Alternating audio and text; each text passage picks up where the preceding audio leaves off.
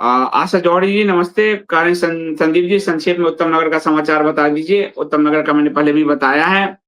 उत्तम नगर में होली के दिन एक बच्ची जो थी वो रंग वाला पानी वाला गुब्बारा फेंक रही थी।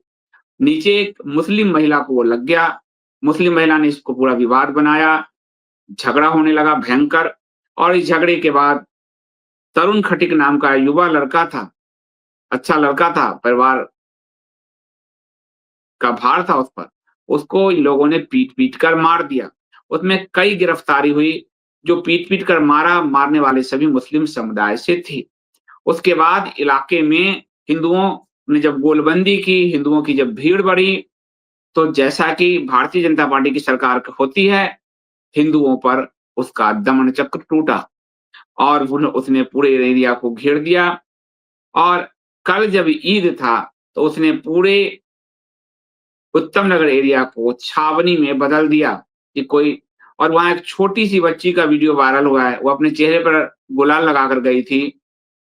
उसको छोटी सी बच्ची को महिला पुलिस के जरिए गिरफ्तार किया गया। दिल्ली पुलिस ने गिरफ्तार किया, हिरासत में लिया, बाद में छोड़ दिया होगा, पर हिरासत में लिया कि तुम रंग लगाकर यहाँ आई हो, तो ईद में कहीं ये भड़क ना जाए।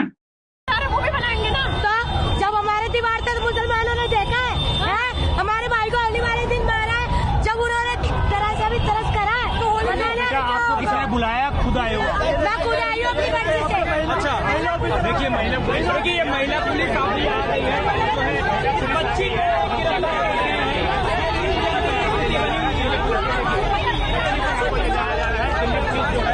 वो बच्ची को हिरासत में ले रही है। कल ऐसी स्थिति थी कि हिंदू घर से नहीं निकल सकते थे। यदि आपको हर गलियां बंद थी उत्तम नगर में। कल मैं उत्तम नगर में ही था और उत्तम नगर में ही मेरा कार्यालय है। आपको ये फोटोग्राफ जो दिख रहा है, ये मेरे मोबाइल का है, कुछ फोटोग्राफ अमरदीप के मोबाइल का है। तो ये फोटोग्राफ ओरिजिनल है, हमारे द्वारा खींची गई है। हर गली को ब्लॉक कर दिया गया था। हिंदू यदि जा रहा है उसमें, तो आधार कार्ड देखा जाएगा, पैन कार्ड देखा जाएगा, वोटर आई कार्ड देखा जाएगा। यदि नहीं है तो आप नहीं जा सकते अपने घर भी। और यदि आपका घर बी ब्लॉक में है तो आप ए ब्लॉक के गली से नहीं जा सकते। मुस्लिम आराम से नमाज पढ़ रहे थे, उनको पूरी सुरक्षा दी गई थी, और हिंदुओं को पूरी तरह से एक किला में बदलकर घेर दिया गया था। ये जो बार-बार आपसे भाजमुल्ले कहते हैं, हिंदू निकलता क्यों नहीं, हिंदू ये करता क्यों नहीं? हिंदू जब भी प्रतिक्रिया के लिए निकलता है, प्रदर्शन करने के लिए निकलता है, तो उसको भारतीय जनता पार्टी की सरकार के पुलिस द्वारा कुचल दिया जाता है। जाया जा रहा है।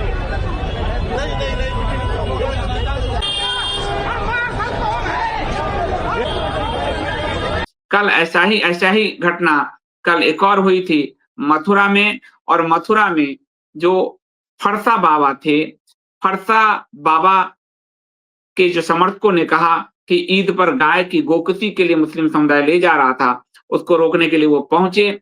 वो बहुत बड़े गोभक्त हैं और बचपन से जो है गो के प्रति अपना जीवन समर्पित कर चुके हैं। मथुरा में काफी बड़ा उनका गौशाला है और जहां भी कोई गौ तस्कर मिलता था, उसका वो पीछा करके गाय को छुड़ाते थे।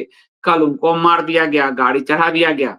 लेकिन वहां भी जो पुलिस का कहर है, उत्तर प्रदेश पुलिस का कहर, दिल्ली में पुलिस का कहर हिंदुओं पर टूटा। केंद्र में प्रधानमंत्री मोदी हैं, गृह मंत्री अमित शाह है, जिनके अधीन ये पुलिस है। कल जो मथुरा में ये पुलिस का कहर टूटा, वहां योगी हैं। आप योगी मोदी का नारा पीटते रहिए। लेकिन कल जो टूटा, कल मैं संघियों के ही चैनल, सुदर्शन चैनल के न्यूज को पढ़ देता हूं, आपको देख लीजिए, क्योंकि सरकार ने धमकाया है, पुलिस ने धमकी दिया है कि जो भी इसके बारे में कहेगा उसको जेल डालेंगे। मेरे खिलाफ एफआईआर कर ही रखा है। यानी और पुलिस का पक्ष है कि उस ट्रक में किराने का सामान था, बहुत धुंध था, कोहरा था, पीछे वाले ट्रक ने आके मार दिया बाबा को। फरसा बाबा, कोई गो तस्कर नहीं था वहां, कंटेनर में कोई गाय नहीं थी, तो किराना का सामान था। तो पुलिस ने केस को अपने हिसाब से, जो पुलिस का बयान है वो बयान है। अब मैं आपको सुदर्शन न्यूज का मैं कहूंगा जरा ट्विटर वाला वो वीडियो चला दो, ताकि लोग खुद देखें कि गौ भक्तों को कैसे उत्तर प्रदेश की पुलिस ने मारा है। सुदर्शन न्यूज के अनुसार चमड़े के बूटों से सड़क पर पीट पीट कर गिरफ्तार किए गए मथुरा के गौ रक्षक फरसा वाले बाबा संत चंद्रशेखर जी की मौत पर प्रदर्शन माना गया उत्तर प्रदेश में गुनाह। दिल्ली के बाद अब भगवान श्री कृष्ण की जन्मभूमि में भी अनाथ जैसा महसूस कर रहे हिंदू संगठन। ये सुदर्शन न्यूज जो सुरेश चौहान जी रात दिन भाजपा भाजपा करते हैं, तो हिंदू अनाथ क्यों महसूस हो रहा है? आप तो यही कहते हैं कि भाजपा नहीं होगी तो मर जाएगा हिंदू, फिर विकल्प कौन, फिर भाजपा नहीं तो कौन? तो आज क्यों लिख रहे हैं अनाथ जैसा? दिल्ली में और मथुरा और यूपी में दोनों जगह तो सरकार उन्हीं की। तो ये ठोकरें कभी नहीं दिखी दुर्दांत आतंकवादियों पे। कोई भी आतंकवादी या कोई भी मजहबी या कोई भी जिहादी पकड़ा गया, उस पर इस तरह का जो दिल्ली में हुआ, जो मथुरा में हुआ, ये कभी नहीं हुआ। लेकिन कल आप देखिए, ये वीडियो जरा चला दो ट्विटर पे कि मथुरा में ये कल किया गया और उत्तर प्रदेश में हिंदुओं को कल छावनी में तब्दील करके पैक्ड कर दिया गया। तो ये है जो कहते हैं हिंदू। भाई संदीप जी, फिर विकल्प क्या है? मरना ही तुम्हारा विकल्प है। तुमको जब मारने वाला ही तुम्हें अच्छा लग रहा है तो तुम्हारे लिए कोई विकल्प नहीं। हिंदुओं के जो विरोध की शक्ति है उसको इस सरकार ने कुचल दिया है बूटों तले। वो विरोध नहीं कर सकते, वो निकल नहीं सकते। अभी अभी आपने देखा जो सामान्य जाति ने जो 8 मार्च को प्रदर्शन करना था दिल्ली में, उसको भी अमित शाह जी की पुलिस ने कुचल दिया। न उनको जंतर मंतर पर प्रदर्शन करने दिया, न रामलीला मैदान में करने दिया। लेकिन वही जब यूजीसी के समर्थन में मौर्य आया प्रदर्शन के लिए, तो उसको पूरा छूट दिया, करने दिया। तो ये सरकार अल्पसंख्यक और जातिवादी, इसी दोनों आधार पर आप प्रदर्शन कर सकते हैं।